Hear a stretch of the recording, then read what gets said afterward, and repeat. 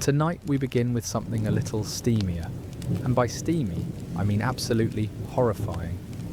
We're diving into what intimacy was really like during the Tudor era. Forget the passionate romance Hollywood sold you. The truth? You probably wouldn't last a single night in Tudor England's bedroom. So before you get comfortable, take a moment to like the video and subscribe, but only if you genuinely enjoy what I do here. And let me know in the comments where you're tuning in from and what time it is for you. It's always fascinating to see who's joining us from around the world. Now dim the lights, maybe light a candle for that authentic Tudor ambience, and let's ease into tonight's journey together. Congratulations, you've just gotten married in Tudor England. Whether you're royalty in a palace or a peasant in a one-room hovel, your wedding night is about to begin, and it's going to be a nightmare. Let's start at the top. You're a royal bride, married to Henry VIII himself. The ceremony's over, the feast is finished, and now comes the bedding ceremony. That's right, your most intimate moment is a public spectacle. Courtiers escort you to the bedchamber, undress you while making crude jokes, and then literally put you into bed while Henry is brought in by his own gaggle of nobles. The bishop blesses your union, again, in your nightgown, with 50 people watching. But wait, it gets worse. Once the deed is done, those same courtiers will inspect the sheets for blood. Virgin blood, because apparently your hymen is a matter of national security. No blood? Well, that's grounds for annulment, accusations of witchcraft, or simply being branded a whore before you've been married for 12 hours. Now let's slide down the social ladder. You're a merchant's daughter. Your wedding night isn't quite as public, but it's still a family affair. Your mother, aunts and female cousins have gathered to give you advice that basically amounts to lie still and think of God. Your new husband's male relatives are probably getting him drunk and telling him horror stories about women who died in childbirth. Your bedchamber is above the shop, separated from the rest of the house by a thin cloth curtain. Privacy is a luxury you can't afford. Every sound, every whisper, every grunt and groan will be heard by the entire household. And trust me, they're listening. Further down the ladder, you're a peasant bride. Your wedding night takes place in a single room that you share with your husband's parents, siblings, and possibly the livestock. The bed is a straw mattress that hasn't been changed since the last outbreak of plague. The sheets, if you have them, are coarse linen that feels like sandpaper against your skin. Your husband has never bathed in his life. Neither have you. The smell is biblical. He's drunk on weak ale because the water isn't safe to drink, and you're terrified because no one has explained what's about to happen to you.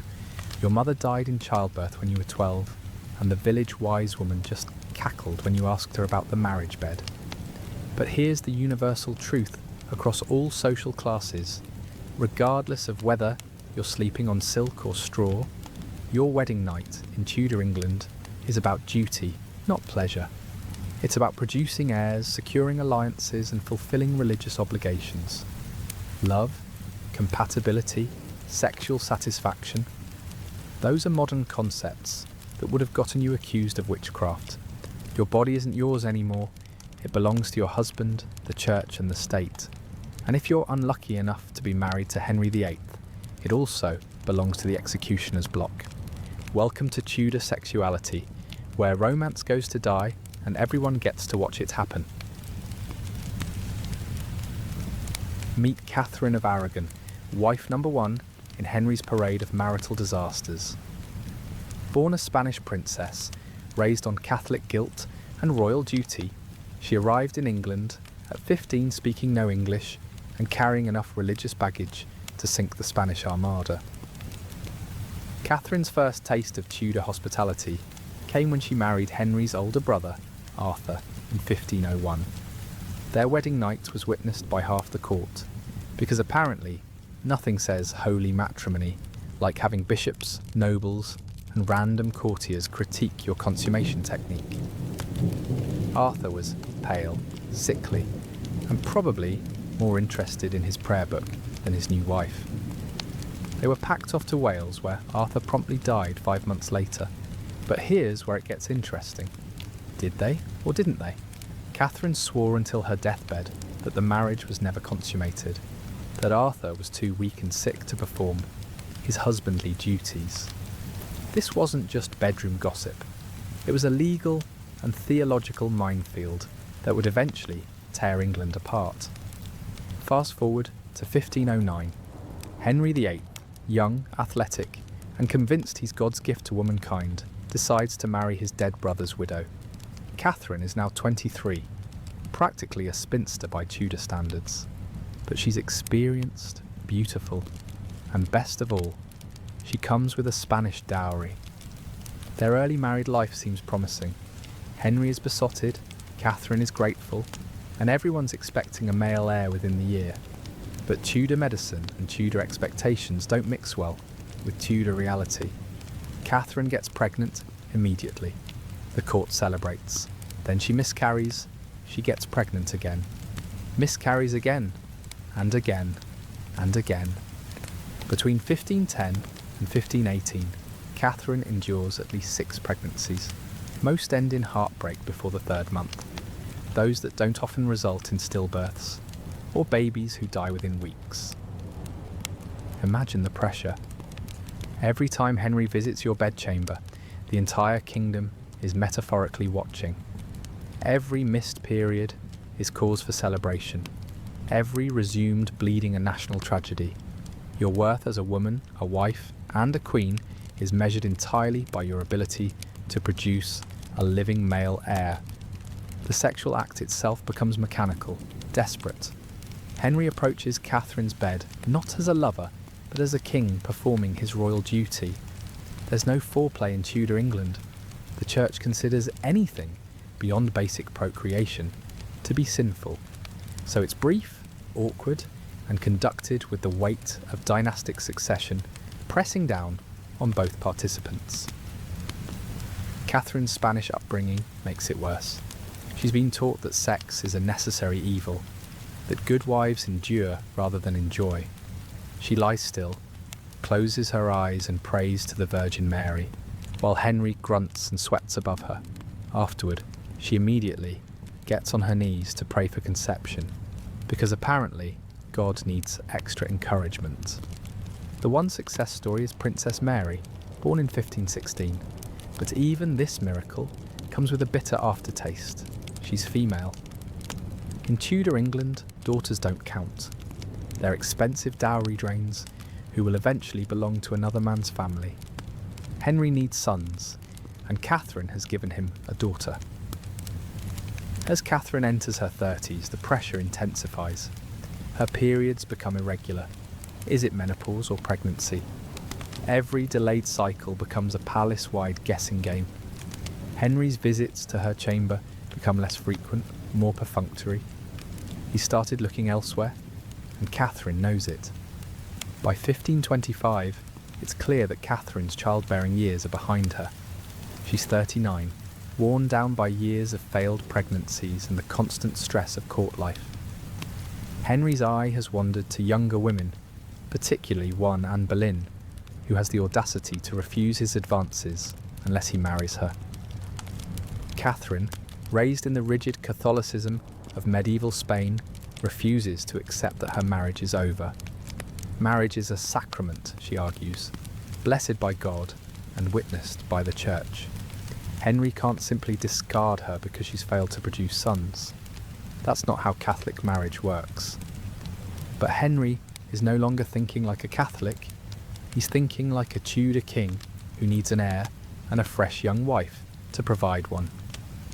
Catherine's bedroom has become a battleground, and she's about to lose the war. What Catherine doesn't know is that her replacement is already warming up in the wings, convinced she can succeed where the Spanish princess failed. Spoiler alert, she can't. Enter Anne Boleyn, the woman who literally broke England in half just to get into Henry's bed. Unlike Catherine, who arrived as an innocent foreign princess, Anne was homegrown trouble, an English rose with thorns sharp enough to topple the Catholic Church. Anne had spent her formative years at the French court, which was basically a finishing school for sophisticated seduction. While Catherine had been taught that sex was a religious duty to be endured, Anne learned that sexuality was a weapon to be wielded. She returned to England in 1522 with a continental education in flirtation, fashion, and the fine art of driving men insane with desire. When Henry first noticed Anne around 1526, she was everything Catherine wasn't: young, vivacious, and English. But Anne wasn't some naive court maiden waiting to be swept off her feet. She'd watched her sister Mary become Henry's mistress and then get discarded when he grew bored. Anne had bigger plans. The seduction of Henry VIII was a masterclass in sexual politics. Anne flirted outrageously but refused to sleep with him. She let him kiss her, touch her, write her passionate love letters, but she wouldn't cross the final line. Why? Because she'd seen what happened to women who gave Henry what he wanted too easily. They ended up as forgotten mistresses with bastard children and no political power. Instead, Anne played the long game. She made herself indispensable, not just as a sexual object, but as an intellectual companion. She could discuss theology, politics, and literature. She introduced Henry to Protestant ideas that conveniently supported his desire to divorce Catherine. She became his political ally in addition to the object of his lust. But Anne's sexual strategy came with risks. For 6 years, she and Henry conducted an affair that was technically chaste but emotionally and politically explosive.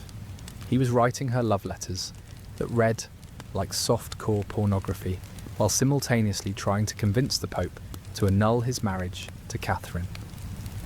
Anne was living in a constant state of sexual tension, political danger, and social ostracism. The strain was enormous. Anne's reputation was in tatters. She was being called the king's whore, even though she was technically still a virgin. Courtiers who had once courted her favour now whispered about her behind her back. Catherine's supporters openly called her a home-wrecking slut. The Holy Roman Emperor was threatening war if Henry divorced his aunt Catherine. By 1532, Anne was 25 and still unmarried, practically an old maid by Tudor standards. Henry had broken with Rome, declared himself head of the English Church, and thrown the country into religious chaos, all for the promise of marrying Anne and getting legitimate sons. The pressure to deliver was crushing. Finally, sometime in late 1532, Anne gave in. She and Henry slept together, and she immediately got pregnant. They married in secret in January 1533, with Anne already showing. The coronation was a rushed affair, with Anne visibly pregnant and half the nobility boycotting the ceremony. But here's where Anne's sexual gamble started to backfire. The pregnancy that had forced their marriage produced Elizabeth, another daughter. Henry was polite about it, but the disappointment was obvious. Anne had risked everything on her ability to give Henry sons, and she'd failed right out of the gate. The sexual dynamic between Anne and Henry changed immediately after Elizabeth's birth. The seductive, untouchable mistress became a wife with expectations and demands. Anne had never learned how to be a submissive royal wife. Her entire appeal had been based on being challenging and unattainable. Now she was attainable, and Henry was getting bored. Anne's subsequent pregnancies ended in miscarriages, including what may have been a male fetus in 1536. Each failure made her more desperate, more shrewish in Henry's eyes. The woman who had captivated him with her wit and independence now seemed needy and demanding. By 1536, Henry had found a new obsession, Jane Seymour, who represented everything and Anne wasn't: quiet, submissive, and fertile-looking. Anne's fate was sealed not just by her failure to produce sons, but by her inability to transform from seductress to devoted wife.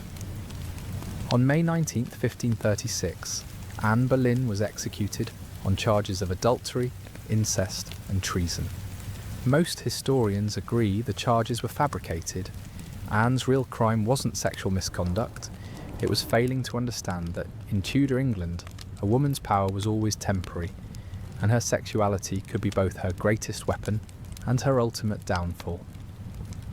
Meanwhile, across the kingdom, ordinary people were watching this royal soap opera play out while dealing with their own sexual nightmares. While Henry was busy destroying marriages and executing wives, the rest of England's nobility was navigating their own sexual minefields. Welcome to aristocratic Tudor sexuality, where every encounter is a potential political crisis and your bedroom performance could literally determine your family's fortune. You're a duke's daughter, 16 years old, and your father has just arranged your marriage to secure a military alliance with a neighbouring county. You've never met your intended husband, but you've heard he's 43, missing several teeth, and has already buried 2 wives. Congratulations, this is considered a good match. Your wedding night preparation begins with your mother and aunts explaining your duties. This conversation consists mainly of euphemisms and religious platitudes. Submit to your husband's will, they say. Bear children gladly. Remember that pleasure is sinful. No one mentions your clitoris because they don't know it exists. The bedding ceremony is a humiliating ritual where drunk nobles undress both you and your husband while making increasingly crude jokes. Your shift is so thin, it might as well be transparent. Your husband's friends are commenting on your body like you're a prize heifer. The bishop blesses your union while you're standing there essentially naked. Once you're alone with your husband, the reality hits. He's drunk, he smells like a brewery mixed with a stable, and he has no more idea about female anatomy than you do about his. The act is painful, brief, and conducted in complete darkness because looking at each other during sex is considered lustful and therefore sinful. Afterward, the sheets are inspected for virgin blood. If there isn't enough, your virtue is questioned. If there's too much, they worry about internal damage. You can't win. But the real nightmare begins with the pressure to conceive. Every month that passes without pregnancy is a month of failure. Your husband visits your chamber dutifully every few nights, performs his function, and leaves. There's no conversation, no affection, certainly no attempt to ensure your pleasure. If you're lucky enough to get pregnant, new horrors await. Tudor pregnancy is a 9-month exercise in terror. There's no prenatal care, no understanding of nutrition or hygiene. You're bled regularly to balance your humours, which weakens you dangerously. You're forbidden from most physical activity, which actually makes labour more difficult. Childbirth is a death sentence for many noble women. You're attended by midwives who have no medical training and follow folk wisdom that's often actively harmful. If complications arise, the only solution is often choosing between saving the mother or the baby. Guess who usually gets sacrificed? If you survive childbirth, you're expected to nurse the baby yourself for at least a few months before handing it over to wet nurses. But nursing delays the return of your fertility, and everyone's anxious for the next pregnancy. You barely have time to recover before your husband is back in your bed, trying to ensure dynastic continuation. Sex in noble Tudor marriages isn't about love or pleasure. It's about property transfer and bloodline continuation. Your orgasms, if you even know what they are irrelevant. Your satisfaction is unimportant.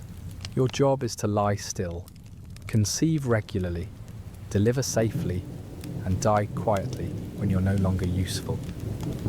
Some noble women find ways around this system. They take lovers, carefully, discreetly, with great risk. Others find solace in religious devotion, sublimating their sexual frustration into mystical experiences. A few, the lucky ones, actually develop genuine affection with their husbands over time. But for most, marriage is an endurance test. You're trapped in a system that values you only for your reproductive capacity. Married to a man who sees you as a combination broodmare and political asset. Your body isn't your own. It belongs to your husband, your family, and the complex web of alliances that determine England's political future. And if you fail to produce heirs, well, just look at what happened to Catherine of Aragon and Anne Boleyn. In Tudor England, even noble women are expendable when they can't deliver the goods. Meet Jane Seymour, wife number 3, the woman who finally gave Henry what he wanted and died for the privilege. If Anne Boleyn was the dangerous seductress, Jane was the anti-Anne, pale, quiet, submissive, and apparently designed by committee to be the perfect Tudor wife. Jane had been watching Henry's marital disasters from the sidelines, serving as lady-in-waiting to both Catherine and Anne. She'd seen what happened to women who challenged Henry, argued with him, or failed to give him sons. When Henry's attention turned to her in 1535, Jane was smart enough to learn from her predecessor's mistakes. Where Anne had been intellectually challenging, Jane was intellectually vacant. Where Anne had dressed fashionably and provocatively, Jane wore simple, modest clothing that screamed virtuous maiden. Where Anne had refused Henry's advances until marriage, Jane, well, she did the same thing, but with less style and more religious hand-wringing. The seduction of Jane Seymour was Henry's attempt to rewrite his romantic failures. After the chaos of his divorce from Catherine and the drama of his marriage to Anne, Jane represented stability, tradition, and the hope of legitimate male heirs.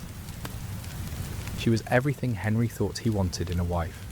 Beautiful, but not too smart. Passionate, but not too demanding. Fertile, but not too experienced.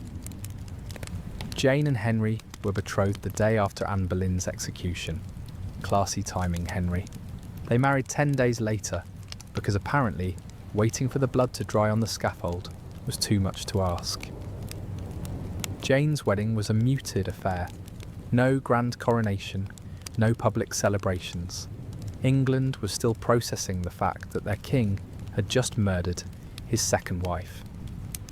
Jane's approach to royal sexuality was radically different from Anne's.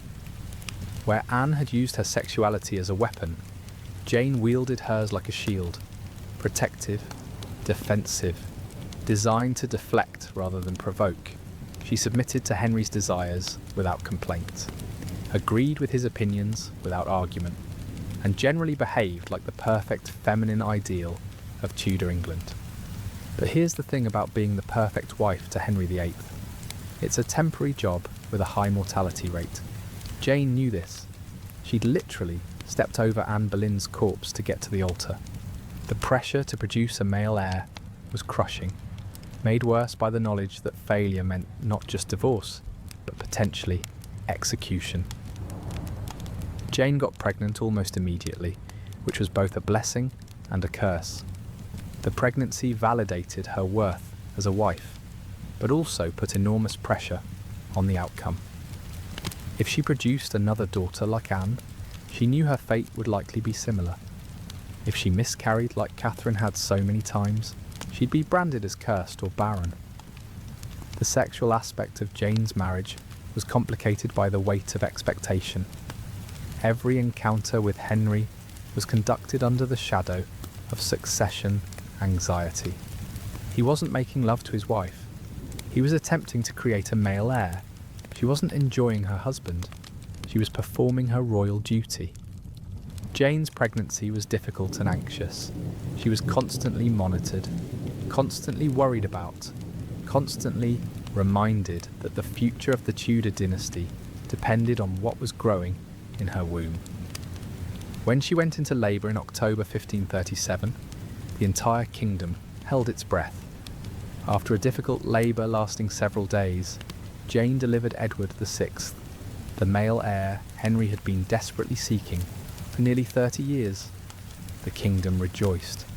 Bells rang out across England, and Henry was finally, briefly, satisfied with one of his wives. But Jane's triumph was short-lived. She developed puerperal sepsis, childbed fever, a common postpartum infection that was almost always fatal in the 16th century. For 12 days, she lingered between life and death, while Henry watched helplessly. Jane Seymour died on October 24th, 1537, 12 days after giving birth to the son who would justify Henry's marital rampage. She was 28 years old, and she'd been queen for just 17 months. Her final weeks were spent in agony, her body ravaged by infection, her brief moment of triumph overshadowed by approaching death. Henry mourned Jane more genuinely than he had any of his other wives, partly because she'd given him his precious son, but also perhaps because she died before she could disappoint him. Jane never had the chance to fail, to argue, to challenge his authority, or to reveal any of the human flaws that had doomed Catherine and Anne. In death, Jane became the perfect wife, silent, beautiful, and permanently frozen at the moment of her greatest success. Henry was buried beside her when he died, suggesting that in his mind she was the wife who got it right. But Jane's story reveals the ultimate tragedy of Tudor wifehood. Even when you do everything perfectly, even when you succeed at your primary function, even when you give the king exactly what he wants, you still might die for the privilege. Being Henry VIII's perfect wife was a death sentence with better publicity. While the nobility was playing deadly games of sexual politics, England's growing merchant class was developing their own special brand of bedroom dysfunction. Welcome to middle-class Tudor sexuality, where everything is about money, social climbing, and maintaining respectability in a world that's rapidly changing. You're the daughter of a successful wool merchant in London. Your father has done well for himself, well enough to afford a 3-story house, servants, and hopes that you'll marry into the minor nobility. You're 18, which is practically an old maid by Tudor standards, but your father has been holding out for the right offer. That offer comes from the younger son of a baron who's deeply in debt and desperately needs your dowry to pay off his gambling debts. It's a classic Tudor transaction. Your father buys noble blood, and your husband-to-be gets enough money to avoid debtor's prison. You get a title and the privilege of pretending this is a love match. Your wedding night takes place in your father's best guest chamber, which he's decorated with expensive tapestries specifically for the occasion. The room smells like rosemary and ambition. Your new husband arrives drunk on expensive wine and nervous about performing his duties with a merchant's daughter who probably knows more about running a business than he does about running an estate. The class dynamics add an extra layer of awkwardness to the proceedings. Your husband was raised to believe that noble blood makes him superior, but your dowry makes him financially dependent on your family. He resents needing your money, and you resent his condescension. It's a perfect recipe for sexual disaster. The physical act is complicated by expectations on both sides. Your husband expects you to be virginal and submissive, like a proper noble wife, but also practical and capable, like a merchant's daughter. You're supposed to be pure but not naive, modest but not boring, fertile but not too eager. It's an impossible balance. Your education has been better than most women's. You can read, write, and do mathematics. But no one has explained the mechanics of sex beyond submit to your husband's will and pray for children. Your wedding night is an exercise in mutual ignorance, performed under the pressure of family expectations. After the brief, uncomfortable consummation, the real challenge begins, navigating the complex social and economic pressures of merchant-class marriage. Your husband needs to maintain his noble status while living on your father's money. You need to produce heirs while managing household finances and social connections. Sex in merchant marriages is often scheduled around business concerns. Your husband might be away for weeks at a time, managing his estates or trying to find profitable investments. When he returns, marital relations are conducted with the efficiency of a commercial transaction, quick, purposeful, and focused on results. The pressure to conceive is intense but different from noble marriages. You need heirs to inherit the combined family fortunes, but you also need to space pregnancies carefully to avoid bankrupting the family with too many children to provide for. Every pregnancy is a financial calculation as well as a biological event. Merchant-class women have slightly more agency than their noble counterparts, but it comes with its own complications. You might have opinions about business, politics, or household management, but expressing them too strongly threatens your husband's masculine authority. The bedroom becomes another arena where class and gender tensions play out. If your marriage produces children, they become pawns in an ongoing strategy of social advancement. Sons must be educated and established in business or minor clerical positions. Daughters must be married well enough to maintain the family's rising status. Every aspect of family sexuality, from conception to marriage negotiations, serves the larger goal of climbing the social ladder. Some merchant wives find ways to achieve genuine partnerships with their husbands, combining their business acumen with his social connections to build real prosperity. Others discover that money can't buy happiness, love, or sexual compatibility. The lucky ones learn to find satisfaction in running households, raising children, and building family legacies. But many merchant-class women find themselves trapped between worlds, too educated to accept complete submission, too dependent to demand equality, too ambitious to settle for contentment, and too realistic to believe in romantic love. Their bedrooms become stages for ongoing negotiations between desire and duty, ambition and tradition, money and status. The merchant class represents Tudor England's future, a world where money matters more than bloodlines, where individual achievement challenges hereditary privilege, and where women's contributions to family success can't be completely ignored. But in the bedroom, even progressive merchant families struggle with the same fundamental problems that plague all of Tudor society. Women's bodies belong to their families. Their sexuality serves political and economic purposes, and their personal desires remain largely irrelevant. Meet Anne of Cleves, wife number 4, the woman who survived Henry VIII by being so utterly disappointing that he couldn't wait to get rid of her. If Jane Seymour was the perfect wife who died, Anne was the perfectly wrong wife who lived to tell about it. Anne's story begins as pure political calculation. By 1539, Henry needed a foreign alliance, preferably with Protestant German princes who could help him against Catholic Europe. Thomas Cromwell, Henry's chief minister, suggested Anna von Kleve, a German duchess who came with the promise of military support and religious compatibility. The courtship was conducted entirely through portraits and diplomatic correspondence. Hans Holbein painted Anne's official portrait, diplomatically emphasising her best features while glossing over any imperfections. Henry fell in love with the image, which was his first mistake. Reality, as Henry was about to discover, rarely lives up to marketing. Anne arrived in England speaking no English, knowing nothing about English customs, and completely unprepared for Henry's expectations. She'd been raised in the relatively austere court of Cleves, where marriages were practical arrangements and romance was a luxury few could afford. She had no idea that she was about to marry one of history's most difficult and demanding husbands. Henry's first meeting with Anne was a disaster of epic proportions. Expecting to surprise his bride-to-be with a romantic gesture, Henry arrived at her lodgings disguised as a common courtier. Anne, who had never seen him before and didn't recognise him, was politely unimpressed by the advances of what appeared to be a presumptuous stranger.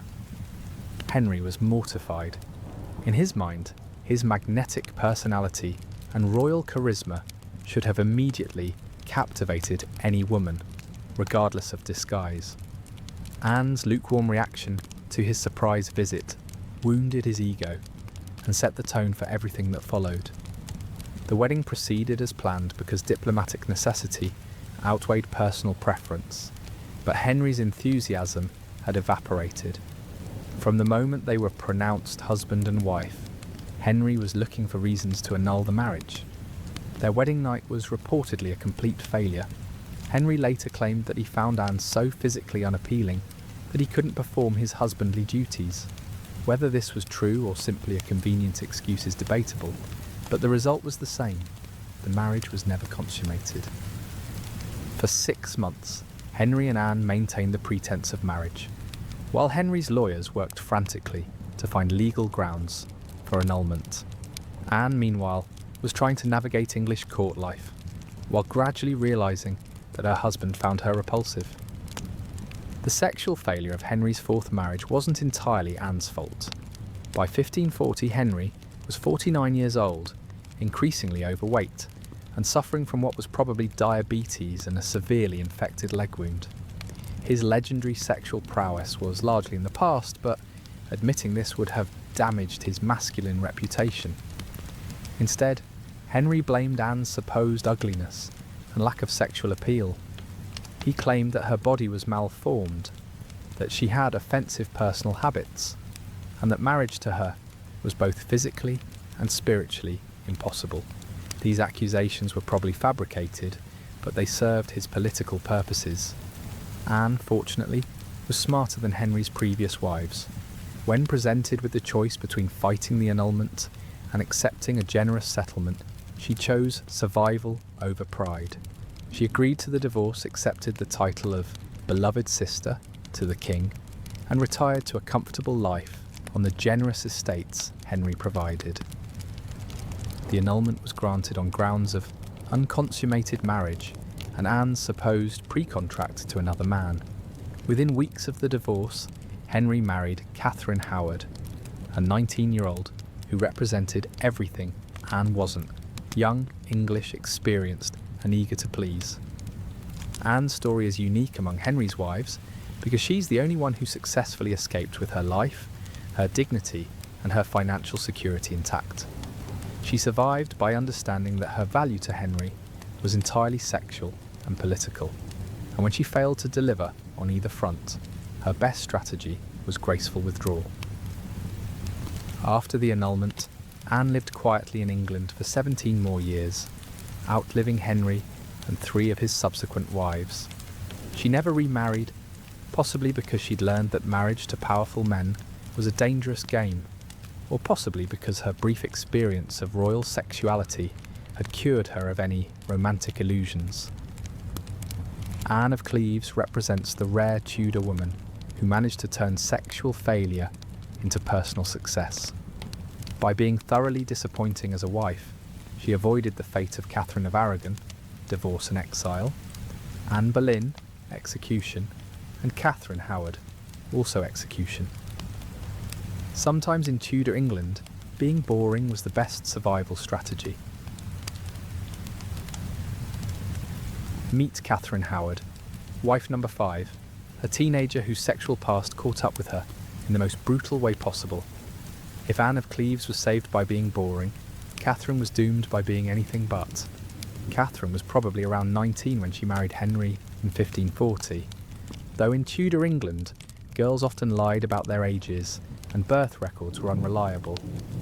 What we know for certain is that she was very young, very beautiful, and very naive about the dangers of royal marriage. Catherine's sexual education began long before she met Henry. Raised in the chaotic household of her step-grandmother, the Dowager Duchess of Norfolk, Catherine was essentially unsupervised from puberty onward. The Duchess's house was notorious for its loose morals and lack of supervision, where young people routinely engaged in sexual experimentation with minimal adult oversight. At 13 or 14, Catherine began a sexual relationship with her music teacher, Henry Manox. This wasn't considered particularly scandalous in the Duchess's household, Many girls of Catherine's social class had sexual experiences before marriage. What Catherine didn't understand was that these experiences would later be weaponized against her. After Manox, Catherine became involved with Francis Dereham, a gentleman pensioner in the Duchess's household. Their relationship was more serious. They exchanged gifts, made promises, and behaved like a married couple. Dereham later claimed they were actually married by common law, though Catherine disputed this. When Catherine was brought to court as a lady-in-waiting to Anne of Cleves, she was already sexually experienced, but emotionally immature. She caught Henry's attention immediately. Young, vivacious, and flirtatious, she represented everything his disappointing fourth wife wasn't. Henry's pursuit of Catherine was typical of his pattern: overwhelming, possessive, and impossible to refuse. He showered her with gifts, attention, and promises while simultaneously arranging his divorce from Anne of Cleves. Catherine, barely out of her teens, was flattered by the attention of the most powerful man in England. Their wedding in July 1540 was a private affair. Henry had learned to avoid public celebrations until he was sure his marriages would last. Catherine became queen at an age when most girls were still learning household management, and she was expected to navigate the treacherous waters of Tudor politics with no preparation or guidance. The sexual dynamic between Henry and Catherine was complicated by their age difference and experience levels. Henry was 49, obese, and suffering from painful medical conditions. Catherine was a teenager with a normal young woman's sexual desires and expectations. The marriage was doomed from the start. Henry's declining health meant that their sexual relationship was probably limited and unsatisfying. Catherine, accustomed to younger, more vigorous partners, may have found her royal husband disappointing in bed. This disappointment, combined with her youth and inexperience, led to the decisions that would ultimately destroy her. Catherine began a relationship with Thomas Culpeper, a gentleman of the King's Privy Chamber. Culpeper was young, handsome, and everything Henry wasn't. Their meetings were arranged by Catherine's lady-in-waiting, Jane Boleyn, Anne Boleyn's former sister-in-law, who should have known better than to facilitate an affair that could be considered treason. Catherine's relationship with Culpeper was probably emotional rather than fully sexual. The evidence suggests they exchanged love letters and had romantic meetings, but may not have actually had intercourse. In Tudor law, however, the intent was as damning as the act. When Catherine's past relationships with Manox and Dereham came to light in 1541, her fate was sealed. Henry was furious not just about her potential adultery with Culpeper, but about her failure to disclose her sexual history before their marriage. In Henry's twisted logic, Catherine had committed fraud by not revealing that she wasn't a virgin. The investigation into Catherine's sexual past was thorough and humiliating. Every relationship, every kiss, every intimate moment was examined by a committee of men who treated her sexuality as evidence of moral corruption. Catherine's youth and inexperience were ignored. She was held to the same standards as a mature woman who should have known better. Catherine Howard was executed on February 13, 1542, at approximately 21 years old. Her crime wasn't adultery. There's little evidence she actually consummated her relationship with Culpeper. Her crime was being a sexually experienced young woman who married a king without disclosing her past. Catherine's execution was particularly brutal because it was based on a newly passed law that made it treasonous for a woman to marry the king without revealing her sexual history. Henry had literally changed the law to justify murdering his fifth wife. The message was clear: women's sexual pasts belonged to their husbands, and concealing them was a capital offence. The night before her execution, Catherine practiced laying her head on the block. She was terrified, alone, and facing death for the crime of being young and sexually normal. in a world that demanded impossible purity from women while excusing any behaviour from men. Catherine Howard's story reveals the ultimate double standard of Tudor sexuality. Men could have all the sexual experience they wanted, but women were expected to be simultaneously virginal and sexually satisfying, naive and worldly, pure and passionate. It was an impossible standard that cost Catherine her life. While Henry was busy executing wives for sexual crimes, England's peasants were struggling with their own intimate nightmares. Welcome to Tudor peasant sexuality, where everything hurts, nothing is private, and your sex life is determined by agricultural cycles, parish oversight, and the constant threat of starvation. You're a peasant woman, 22 years old, which makes you practically middle-aged in rural Tudor England. You've been married to Thomas, a farmer's son, for 3 years, and you share a one-room cottage with his parents, 2 siblings, and whatever livestock you can afford to keep indoors during winter. Your wedding night took place on a straw mattress that doubles as the family's communal sleeping area. Privacy is a luxury you can't afford. Every sound, every movement, every grunt and gasp is heard by the entire household. Your mother-in-law offered helpful commentary throughout the proceedings, because apparently sexual instruction is a family affair. The cottage smells like a mixture of human sweat, animal manure, and whatever died under the floorboards last winter. Your husband hasn't bathed since his baptism, neither have you, and the concept of personal hygiene won't be invented for another few centuries. The smell during intimacy is biblical, and not in a good way. Sex in peasant marriages isn't about pleasure, it's about survival. You need children to help work the land, but not so many that you can't feed them all. Every pregnancy is a gamble with death, and every child who survives to adulthood is a miracle of medieval medicine and sheer luck. Your sexual encounters are brief, practical, and usually conducted in complete darkness. The church teaches that sex is only acceptable for procreation, so anything resembling enjoyment is sinful. You're supposed to lie still, think of God, and hope you conceive quickly enough to make the discomfort worthwhile. Contraception is theoretically forbidden by the church, but practically necessary for survival. You know folk remedies, herbs that might prevent pregnancy, techniques that might reduce conception chances, but using them risks both physical danger and spiritual damnation. Getting caught practicing birth control could result in accusations of witchcraft.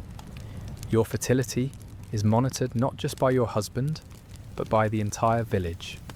Missed periods are community news. Failed pregnancies are public tragedies. Your reproductive success or failure affects not just your family's survival, but the village's economic stability. When you do get pregnant, the experience is terrifying. There's no medical care beyond folk remedies and midwives who learn their trade from other village women. Complications during pregnancy or childbirth usually mean death, for you, the baby, or both. Labour happens in your one-room cottage, attended by female neighbours who have their own horror stories to share. If you're lucky, the local wise woman knows something about herbal pain relief. If you're unlucky, you'll bite down on a leather strap and pray to die quickly. Assuming you survive childbirth, you're expected to return to work within days. There's no maternity leave in Tudor England. The crops don't care that you just pushed a human being out of your body. You'll nurse the baby while working in the fields, pray it doesn't die of disease or malnutrition, and start the whole cycle over again within a year or 2. Your sex life is also subject to church oversight. The parish priest monitors marriages, investigates adultery accusations, and punishes sexual misconduct with public humiliation, fines, or physical punishment. Having sex on holy days, during your menstrual period, or in any position besides missionary, is officially sinful. Village gossip polices sexual behaviour more effectively than any law. Everyone knows everyone else's business. extramarital affairs, unusual sexual practices, or even excessive marital passion becomes community entertainment. Your bedroom performance is literally public knowledge. Some peasant couples find genuine affection and partnership despite these constraints. Working together to survive creates bonds that can develop into real intimacy. But for most, marriage is an economic arrangement where sex is just another chore to be completed efficiently and without complaint. The lucky peasant women are those who never marry, spinsters who work as servants, alewives, or craftswomen. They face social stigma and economic hardship, but they own their own bodies. Their sexuality isn't monitored, their fertility isn't public property, and their survival doesn't depend on pleasing a husband. But for married peasant women, sexuality is just another form of labour, unpaid, dangerous, and essential for family survival. You work the fields by day and service your husband by night, all while hoping you'll live long enough to see your children grow up. In Tudor peasant society, sexual satisfaction is a luxury you can't afford. Privacy is impossible, and your body belongs to your family, your village, and your God, but never to yourself. Meet Catherine Parr, wife number 6, the woman who managed the impossible feat of surviving marriage to Henry VIII. By the time she became queen in 1543, Catherine had learned from observing 5 previous wives' mistakes, and she crafted a survival strategy based on intelligence, caution, and the revolutionary idea that education might be sexier than beauty.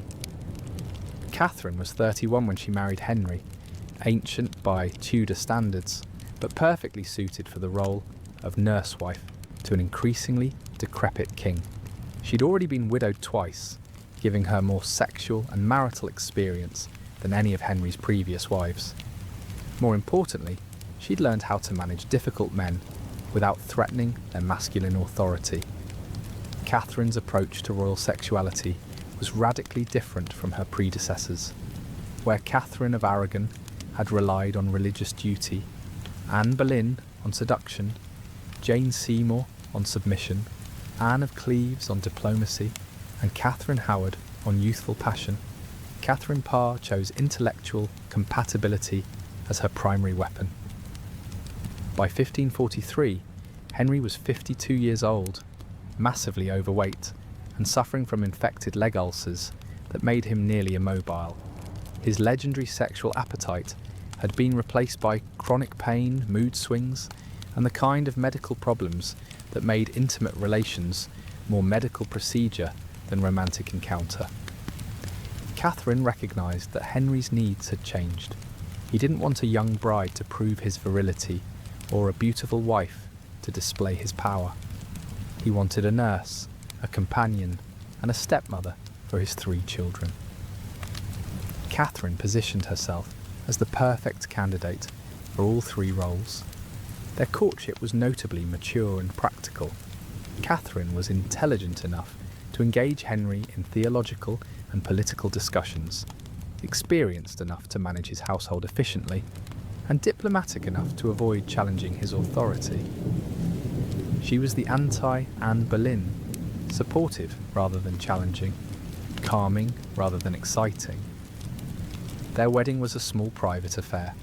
Henry had learned to avoid grand celebrations that might need to be undone later.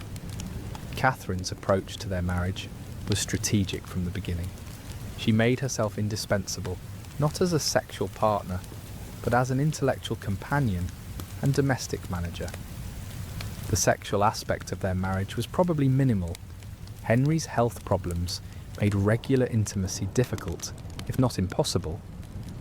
Catherine, having been married twice before, understood that marital success didn't require sexual satisfaction.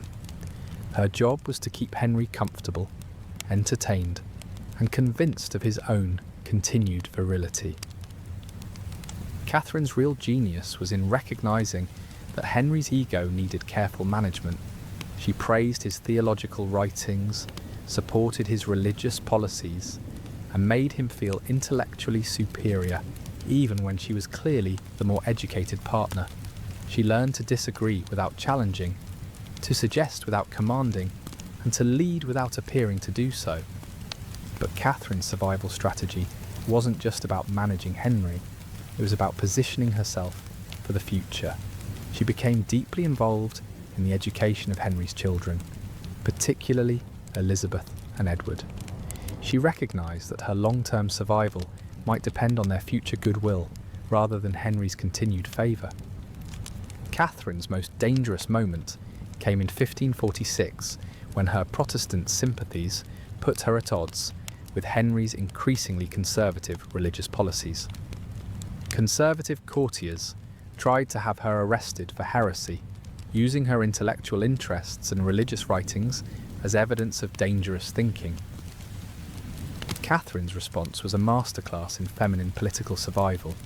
She publicly submitted to Henry's religious authority, claimed that her theological interests were merely an attempt to learn from his superior wisdom, and positioned herself as a devoted student rather than an independent thinker.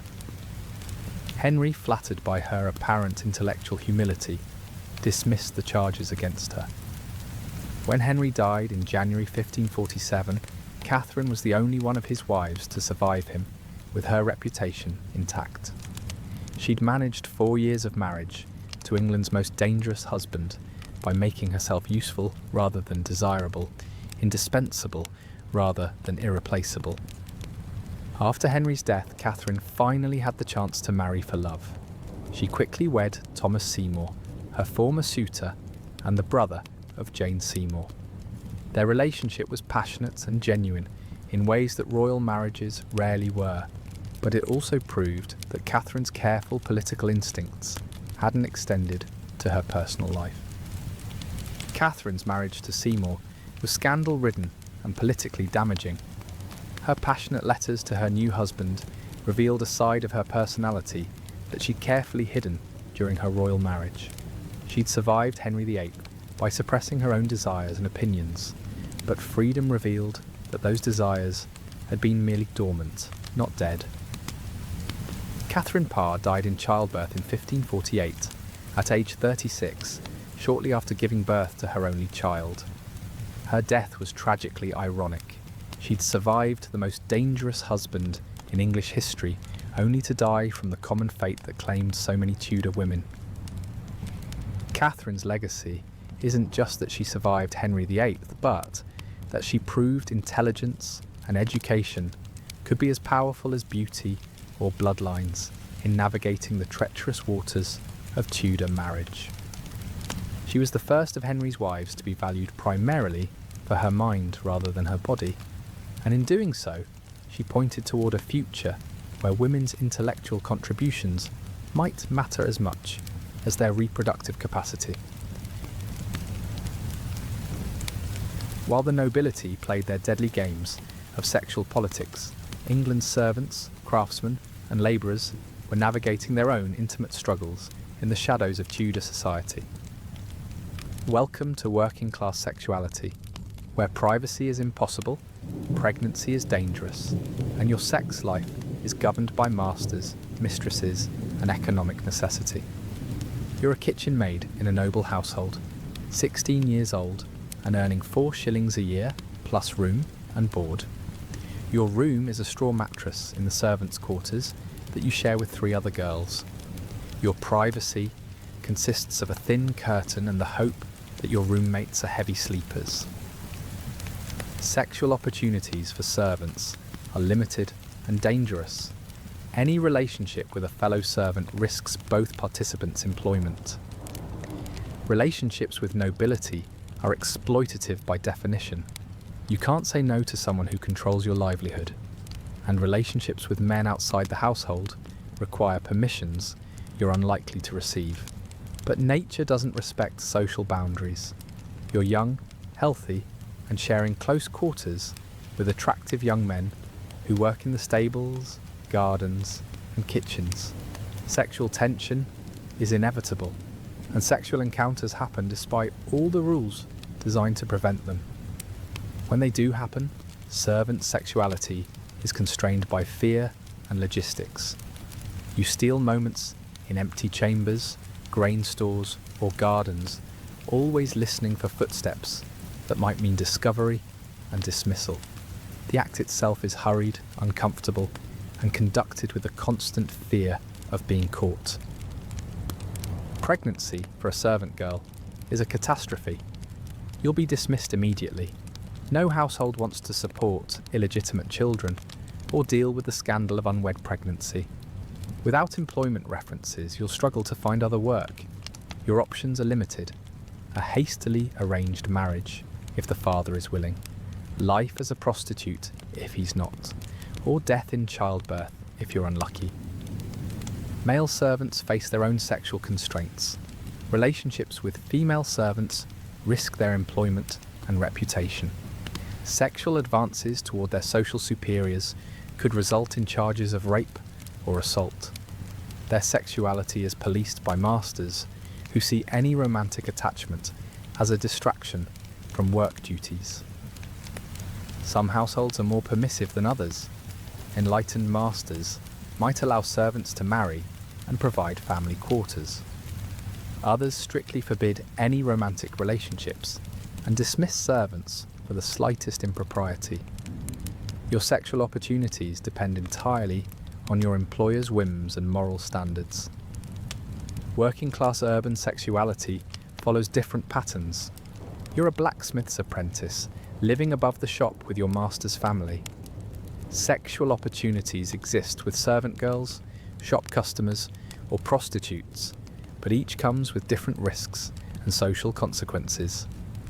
Apprentices are generally forbidden from marrying until they complete their training and establish their own businesses. This means years of sexual frustration, dangerous liaisons, or expensive visits to brothels. The lucky ones develop genuine relationships that survive the wait. Most settle for whatever physical release they can find or afford. Marriage among the working class is primarily economic. You need a partner who can contribute to household income, whether through their own trade skills, domestic abilities, or family connections. Sexual compatibility is a luxury you hope for, but can't prioritise over practical concerns. Working class wedding nights are community events, whether you want them to be or not. Your neighbours know when you're married, when you consummate the marriage, and when conception should occur. Failed pregnancies, sexual problems, and marital conflicts become neighbourhood gossip within days. Sexual education for working class people comes from observation, gossip, and painful trial and error. You might overhear conversations between older women, catch glimpses of animals mating, or receive crude advice from married friends. But comprehensive understanding of sexuality, reproduction, and pleasure is rare and often inaccurate. Contraception knowledge exists in working class communities, but is unreliable and dangerous. Women share folk remedies for preventing pregnancy, inducing miscarriages, or managing difficult births. Some work, many don't, and all carry risks of infection, poisoning, or death. Working class women who avoid marriage face different sexual challenges. Unmarried women working as alewives, seamstresses, or market vendors have more sexual autonomy, but also more vulnerability. They're free to choose their partners, but lack legal protection against sexual violence or economic exploitation. Prostitution exists at every level of Tudor society, from expensive courtesans serving nobility to desperate women selling themselves for food money. Working class prostitutes face violence, disease, legal punishment, and social ostracism. But for some, it's the only available means of survival. Religious oversight of working class sexuality varies by location and local authorities' commitment to moral enforcement. Parish priests might strictly monitor sexual behaviour, or they might look the other way, as long as people attend services and pay their tithes. Some working class couples find genuine happiness and partnership despite these constraints. Shared labour, mutual dependence, and common struggles can create strong bonds that develop into real intimacy. But for most, sexuality is another aspect of life, constrained by economic necessity, social expectations, and limited opportunities. In Tudor working-class society, sexual fulfillment is secondary to survival. Pleasure is less important than practicality, and your intimate life is shaped more by economic forces than personal desires. While Henry VIII was revolutionising royal sexuality through serial marriage and execution, the Church was busy ensuring that everyone else's sex life remained as miserable and guilt-ridden as possible. Welcome to Tudor religious sexuality, where pleasure is sinful, women are dangerous, and your genitals are the devil's playground. The Catholic Church's approach to sexuality was simple. It was necessary for procreation, but dangerous for the soul. Sex was like fire, useful when carefully controlled, destructive when allowed to burn freely. The Church's job was to contain sexual expression within the narrowest possible boundaries, ensuring that lust never overwhelmed duty. Marriage was the only acceptable context for sexual expression, but even marital sex came with extensive restrictions. The Church prohibited sexual relations during Lent, Advent, feast days, fast days, Sundays, Wednesdays, Fridays, during pregnancy, during menstruation, and for 40 days after childbirth. If you followed all the rules, you had about 70 days per year when marital sex was technically permissible. Position restrictions were equally specific. The Church officially endorsed only one sexual position, what we now call missionary, with the man on top and the woman below. This arrangement supposedly reflected the proper hierarchy between men and women while minimising the pleasure that might distract from the procreative purpose. Any deviation from this standard was considered sinful. Sexual positions that allowed women to be on top challenged divine authority. Positions that approached sex from behind were considered bestial. Oral sex was an abomination that perverted God's design for human sexuality. Even excessive enthusiasm within marriage could be spiritually dangerous. The Church's obsession with controlling sexuality extended to detailed instruction about proper marital conduct. Husbands were warned against being too passionate or too frequent in their demands. Wives were instructed to submit without enthusiasm. Enjoying sex too much suggested an improper focus on pleasure rather than duty. Celibate priests were responsible for overseeing married sexuality, which created some obvious practical problems. Men who had never experienced sexual intimacy were making rules about sexual behaviour based on theological theory rather than human reality. Their ignorance often led to advice that was physically impossible, psychologically damaging, or medically dangerous. Confession became a venue for detailed sexual interrogation. Priests questioned parishioners about their marital practices, sexual thoughts, and potential sins of lust. These conversations were supposed to promote spiritual health, but often became opportunities for voyeuristic exploration of sexual details by men who were officially denied such experiences. Female sexuality received particular scrutiny from church authorities. Women were seen as inherently more sexual and therefore more dangerous than men. Their bodies were considered sources of temptation that could lead righteous men astray. Menstruation was viewed as evidence of female spiritual corruption, requiring ritual purification before women could participate in religious services. The Church's attitude towards sexual pleasure was particularly damaging for women. Since female sexual response was less understood than male arousal, women's sexual experiences were more likely to be categorized as sinful rather than natural. Women who experienced orgasms might worry that they were indulging in sinful pleasure rather than fulfilling marital duty. Contraception was strictly forbidden, but the Church's reasoning reveals their sexual priorities. Preventing pregnancy was sinful not just because it interfered with God's plan, but because it separated sexual pleasure from reproductive purpose. Sex for pure enjoyment was inherently wrong, even within marriage. The Church's sexual regulations were enforced through a system of ecclesiastical courts that investigated moral offences. Adultery, fornication, unusual sexual practices, and even excessive marital passion could result in religious punishment, including public penance, fines, or excommunication. When Henry VIII broke with Rome and established the Church of England, the fundamental approach to sexuality didn't change dramatically. Protestant theology was equally suspicious of sexual pleasure and equally committed to regulating intimate behaviour. The New English Church maintained most Catholic sexual restrictions while adding its own interpretive complications. Religious instruction about sexuality was largely negative. Extensive lists of forbidden practices with minimal guidance about acceptable behaviour. Young people learned what not to do, but received little positive instruction about healthy sexual relationships, physical pleasure, or emotional intimacy. Some religious figures recognised the problems with this approach.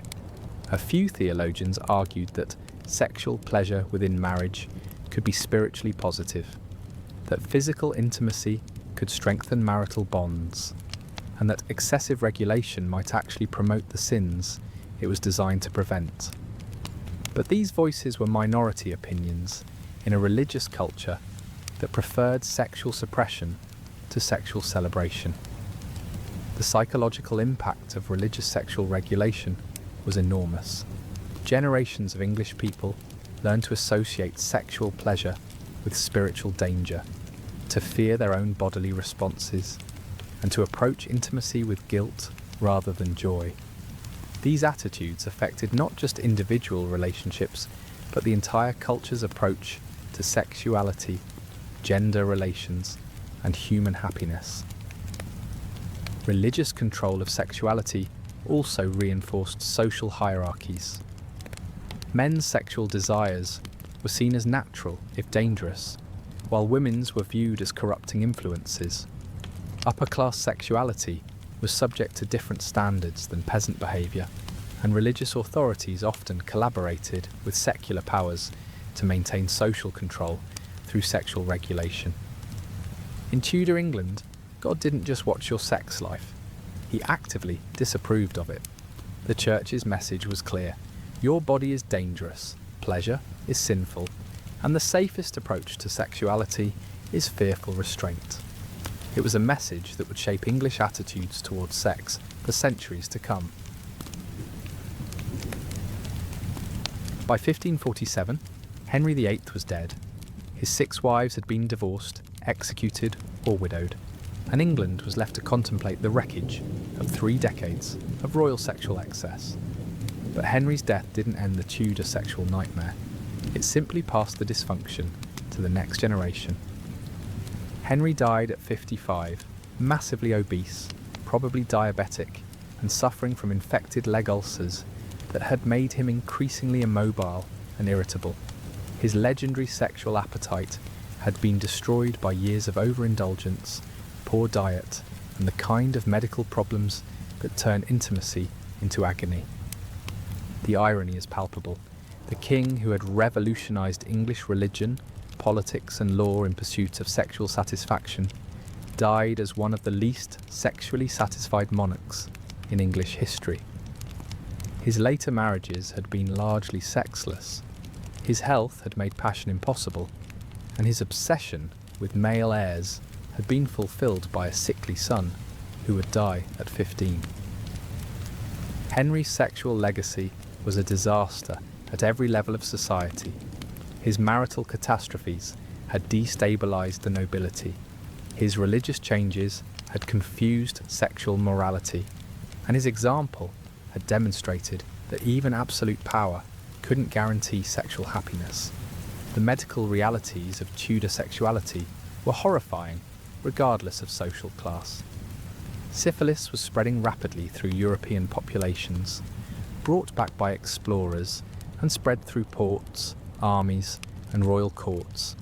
The disease was incurable and ultimately fatal, causing painful symptoms that could last for decades.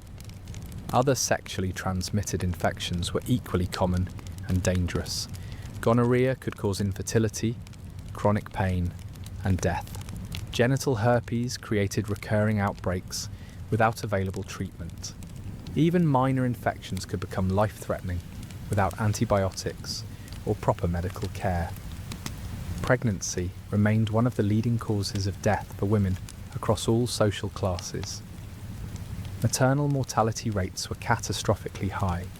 Estimates suggest that 10 to 15% of pregnancies ended in the mother's death.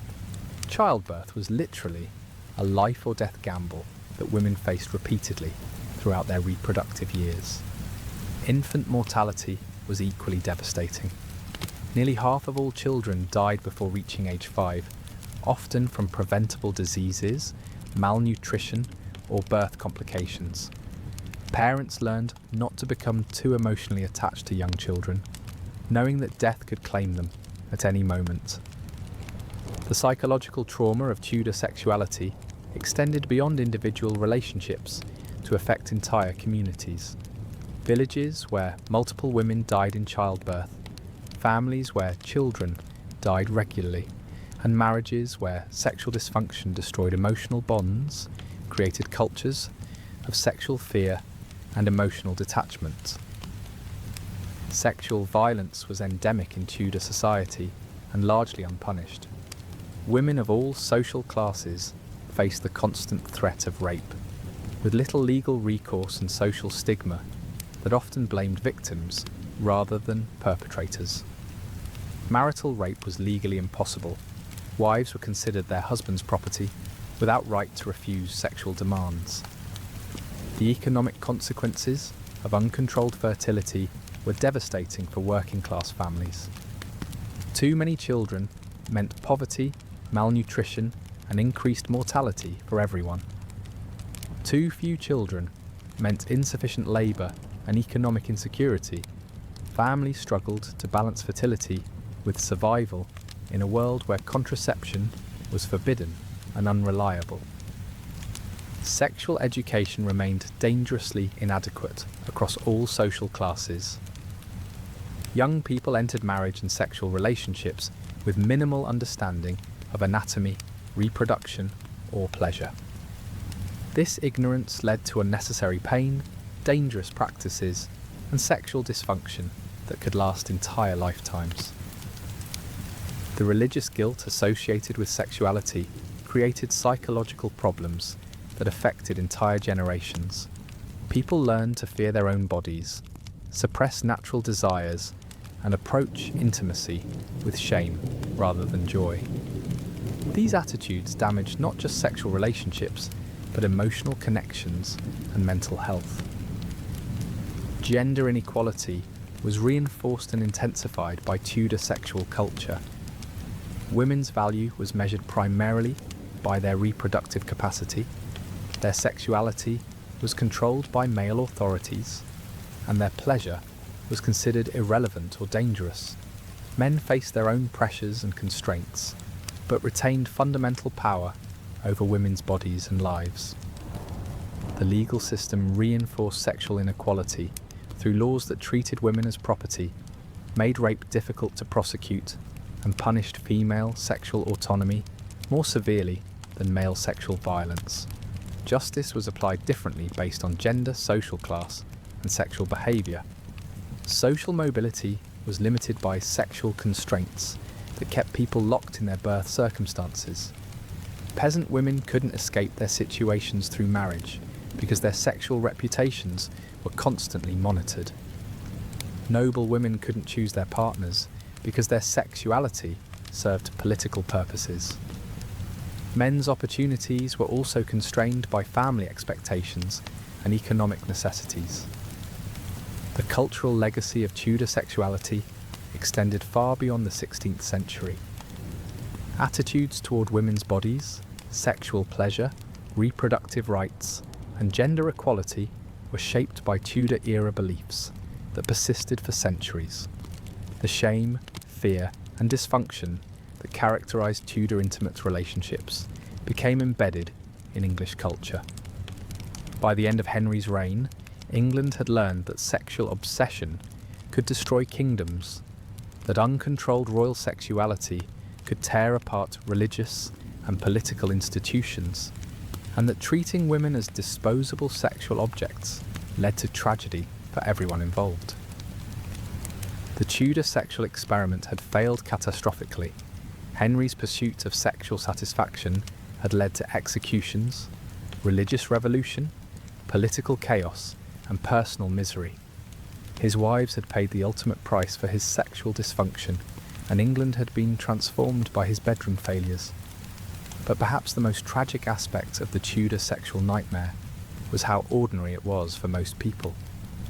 While Henry's marital disasters made headlines, millions of English people were suffering through their own intimate tragedies, dying in childbirth, struggling with sexual dysfunction, trapped in loveless marriages, and learning to fear their own bodies. Tudor sexuality wasn't just the story of one dysfunctional king and his 6 wives. It was the story of an entire society that had learned to make sex dangerous, pleasure sinful, and intimacy a source of shame rather than joy. So what can we take away from this journey through Tudor bedrooms, brothels, and marital battlegrounds? What lessons emerge from 5 decades of sexual dysfunction, religious obsession, and marital catastrophe? First, the obvious. Sexual satisfaction can't be achieved through political power, religious authority, or social control. Henry VIII had unlimited wealth, absolute political authority, and the power to reshape entire institutions to serve his personal desires. He could divorce wives, execute rivals, and rewrite religious doctrine, but he couldn't force sexual compatibility, manufacture genuine intimacy, or buy lasting happiness. Second, treating sexuality as purely instrumental, as a tool for political alliances, economic advancement, or dynastic continuation, tends to destroy the very thing it's supposed to achieve. The Tudor obsession with heir production and marriage politics created so much pressure and anxiety that successful relationships became nearly impossible. Third, sexual shame and religious guilt don't improve behaviour. They just make people miserable while doing the same things they would have done anyway. The Church's elaborate system of sexual regulation didn't prevent adultery, reduce lust, or create more faithful marriages. It just added psychological trauma to existing problems. Fourth, gender inequality makes sexuality worse for everyone. The Tudor system that treated women as sexual property and breeding stock didn't just harm women, it also prevented men from developing genuine intimate relationships, created unrealistic pressures on male performance, and produced the kind of sexual dysfunction that characterised Henry's later marriages. Fifth, sexual education and open communication about intimacy are essential for healthy relationships. The Tudor pattern of sending young people into marriage with no preparation, no understanding of their own bodies, and no vocabulary for discussing their needs created generations of sexual dysfunction that could have been avoided with basic knowledge. Sixth, the intersection of sexuality and social class reveals how economic inequality affects the most intimate aspects of human life. Tudor peasants didn't have worse sex lives than nobles because they were morally inferior.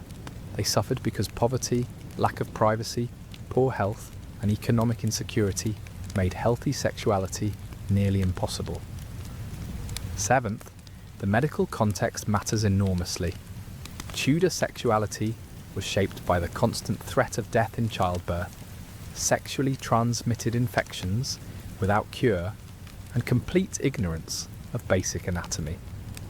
Modern sexual relationships benefit from medical advances that Tudor people couldn't even imagine. But perhaps the most important lesson from Tudor sexuality is how much individual agency matters in intimate relationships.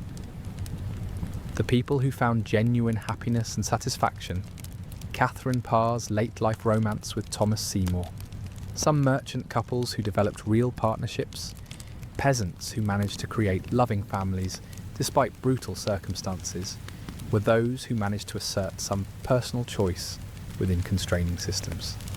The Tudor sexual nightmare wasn't inevitable. It was the product of specific cultural, religious, and political choices that prioritised institutional control over individual happiness, male authority over gender equality, and abstract principles over human needs. Today's sexual challenges are different but not unrelated.